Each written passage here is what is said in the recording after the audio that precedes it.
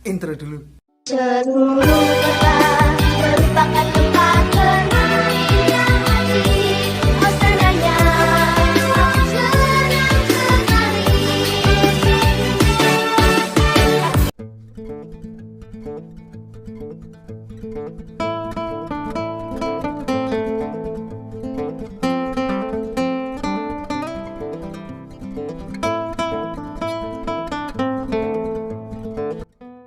Halo, assalamualaikum warahmatullahi wabarakatuh. Jumpa lagi ya sama saya Sitenisi Deso. Gimana kabar sobat semua? Baik-baik saja ya. Bangun, bangun, bangun, bangun, bangun. Sahur, sahur, sahur, sahur, sahur. Arab sahur, ora sahur sak karepmu. Ya.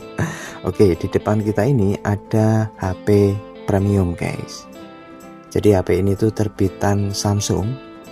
Lebih tepatnya ini adalah Samsung S8 Plus ya. Nah, HP ini milik subscriber dan beliau pesan, "Bang, bisa nggak bisa tolong videoin ya, saya mau sambil nonton." Oke guys, kita akan bahas HP ini ya. Jadi HP ini itu saya terima dalam keadaan mati. Setelah saya tanyakan pemilik, ya tidak tahu persis ya gimana awalnya kenapa bisa mati. Nah, ini intinya HP ini dalam keadaan dicas tidak mau, dinyalakan juga tidak mau. Lalu ini saya akan coba cas dan ternyata memang betul ya. Jadi tidak ada respon sama sekali di HP-nya. Nah, ini setelah saya tunggu sekian waktu tidak ada tanda-tanda ya. Ya, ini Samsung S8 Plus. Wow, ini lumayan mehong guys. Oke, kita akan buka ke mesin ya. Untuk bukanya kita mesti angkat dulu back covernya. Dan kelihatannya sih ini sudah terangkat ya untuk back covernya. Ya, pelan-pelan untuk ngangkatnya. Kalau saya pegang ini premium banget guys. Back covernya aja itu aluminium ya, bukan plastik. Nah, ini sudah terbuka untuk tutup belakangnya ya. Wow, amazing guys. Lalu kita akan bongkar ke bagian mesin ya. Oke, sambil kita bongkar, kita lihat dulu spesifikasinya ya. Ini adalah Samsung S8 Plus. Displaynya 6,2 inch, kameranya 12 megapiksel. Nah, ini RAM-nya 4 atau 6 GB ada ya. Dan HP ini dirilis tahun 2017.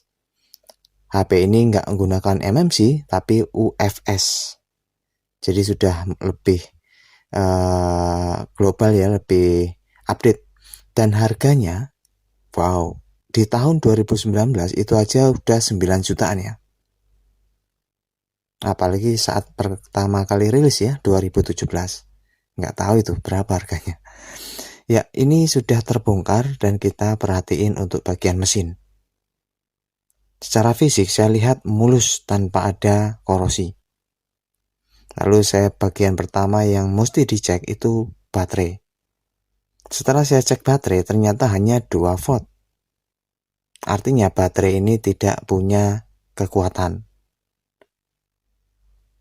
Nah, ini setelah saya ikuti jalur positifnya, ternyata jalur positif baterai di sini ya. Artinya ini titik ukur untuk jalur VBAT saat kita cek ke power supply. Oke, karena baterai hanya 2 volt, kita mesti suntik ya. Nah, ini saya kasih tunjuk untuk jalur VBAT-nya sebelah sini ya, jalur positifnya. Kalau negatifnya sebelah sini. Ini positif, ini negatif. Jadi mesti kita tahu ya sebelum kita cek dengan power supply untuk mengetahui kerusakan di mana. Oke guys, lalu kita akan suntik dulu baterai ya. Jadi memang penting sekali untuk kita fokus di baterai dulu sebelum ke mesin ya. Karena untuk memastikan apakah baterai ada tegangannya, ternyata 2 volt hanya kecil sekali ya. Nah, ini saya suntik caranya seperti ini ya. Saya naikkan sedikit, jika dia itu bunyi kasih turun sampai dia tidak bunyi ya. Tempel positif negatifnya atau gunakan alat seperti ini, kabel untuk pengisian baterai tanam ya.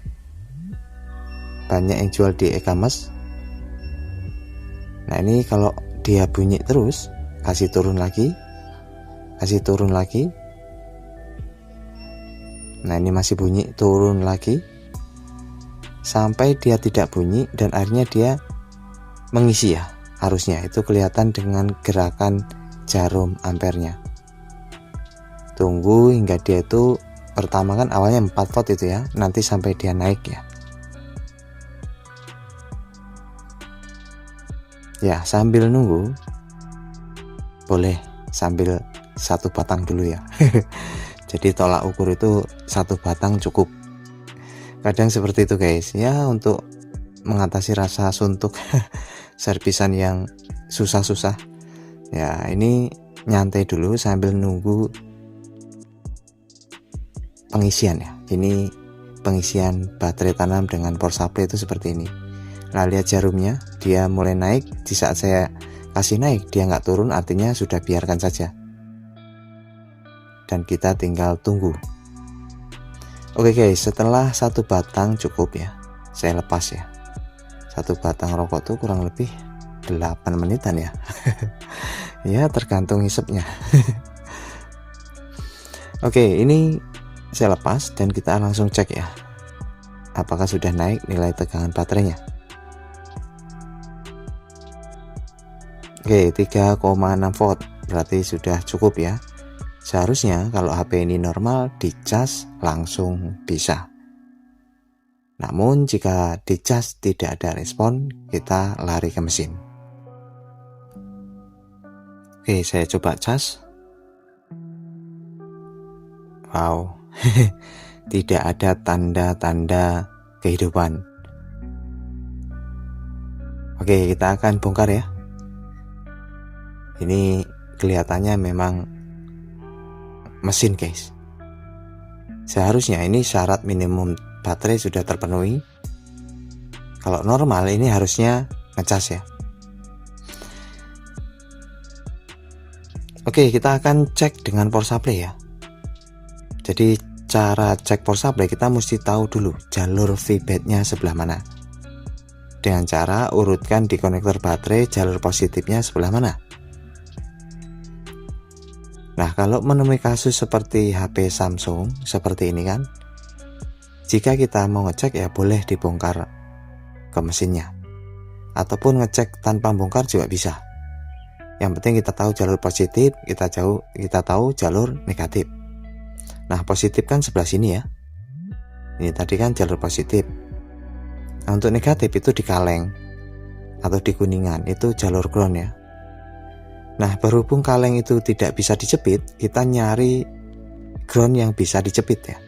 Caranya ya seperti ini, kita tempelkan di kaleng, kita nyari komponen yang aluminium atau metal yang ngeground.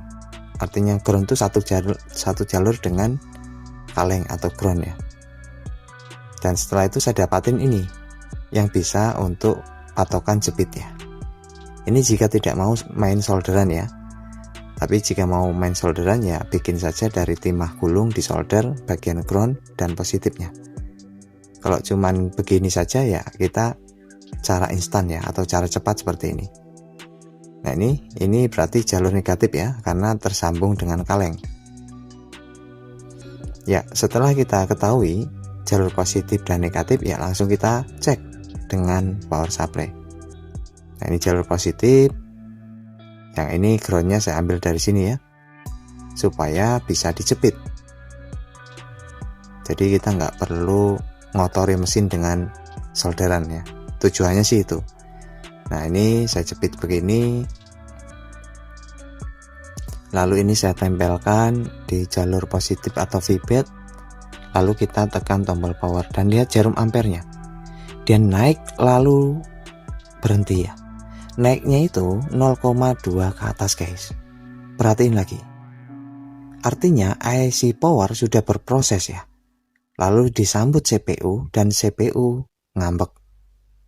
CPU tidak mau memproses atau memerintah ke MMC supaya memunculkan data. Nah ini bukan MMC ya, UFS.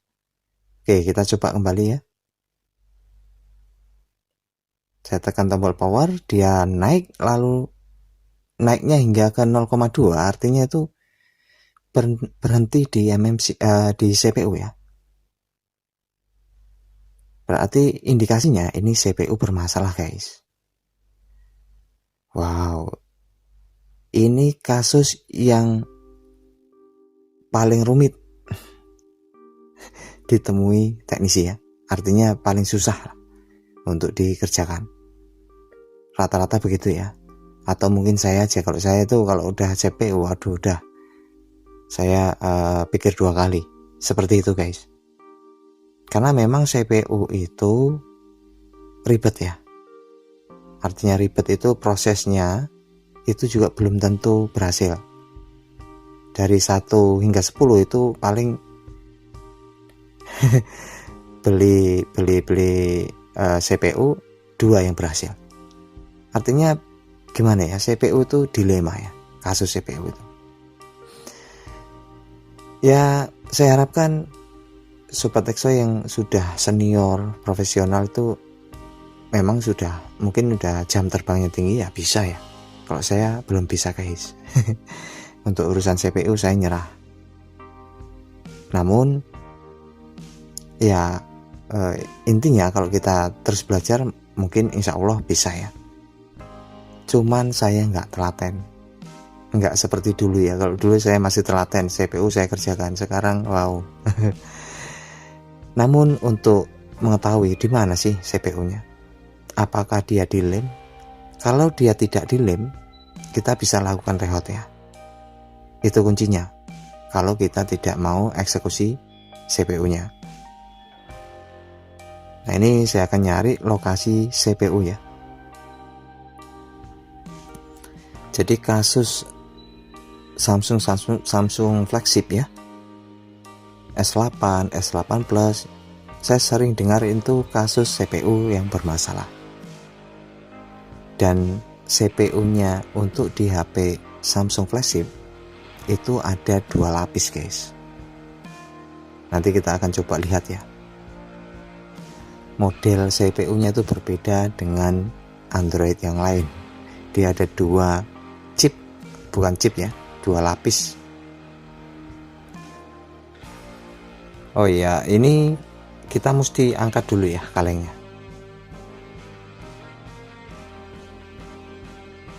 Ya ini kelihatan memang belum pernah dibongkar ya. Namun untuk memastikan apakah ini dilem atau tidak, kalau dilem jangan dilakukan rehout ya. Karena percuma kalau dilem di rehout, yang ada itu malah tambah rusak ya. Nah ini sudah saya copot untuk bagian kalengnya. Dan kita lihat, wow. Setelah saya perhatiin ya, CPU-nya ternyata dilem putih. Wow, ini angkat tangan saya guys. Saya tidak akan lakukan rehout ataupun eksekusi, angkat tangan saya. Dan wow, untuk yang sebelah kiri ya, sebelah kiri itu UFS ya, atau lebih dikenal eMMC. Namun ini generasi baru namanya UFS. Kalau yang sebelah kanan itu baru CPU. Nah untuk chipsetnya dia menggunakan Exynos ya, Exynos Snapdragon 8 berapa gitu lah, 835 atau 8 berapa. Oke, ini saya akan coba bersihkan ya. Ini seri berapa sih ini? Dan ternyata memang lemnya banyak sekali guys. Kalau kondisi CPU dilem itu mending jangan dilakukan ya untuk rehout. Nah ini keberadaan CPU dan betul sekali ternyata CPU-nya ada 2 lapis. Artinya di lapis paling bawah itu satu chipset, di atasnya ada berupa kaki-kaki pin, ditambah lagi chipset di atasnya. Wow, amazing. Saya nggak yakin ini bisa menggarap seperti ini. Ya mungkin yang sudah profesional mungkin bisa ya, tapi yang jelas saya tidak telaten guys. Dan ini sudah saya pasang kembali dan saya akan kembalikan sama pemilik sajalah ya, karena intinya sangat tidak worth it untuk kita ganti CPU. Walaupun tidak ganti, sebetulnya teknik rebel juga bisa membantu ya, tetapi saya sudah tidak telaten seperti dulu guys. Artinya itu pekerjaan ini rumit ya, dan saya sudah pasang kalengnya dan kita akan kembalikan saja ya. Aduh ya, yang penting intinya kita tetap hati-hati ya, kita tetap jaga HP kita ya, karena itu mobile kita setiap hari. Oke, selamat bersahur. Sebentar lagi imsak. Assalamualaikum warahmatullahi wabarakatuh.